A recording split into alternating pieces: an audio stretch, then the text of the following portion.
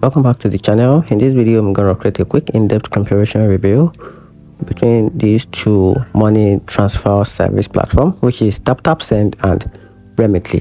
So let's dive into it. So talking about Taptap Send is designed for simplicity and affordability, making it a great choice for sending money quickly to mobile wallets in Africa, in regions like Africa, Asia, and the Caribbean.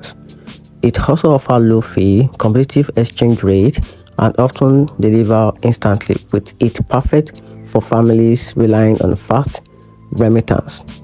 And talking about Remitly, on the other hand, provide more flexibility with options like bank deposit, cash pickup, and mobile wallet transfer. It also lets you choose between economy, which is cheap or slower, and also experience a faster and a pricier fast transfer, giving you more control over cost and speed.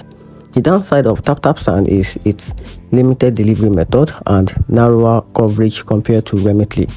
Meanwhile, Remitly tends to have higher fee, especially for quick transfer, but money better global reach and reliability.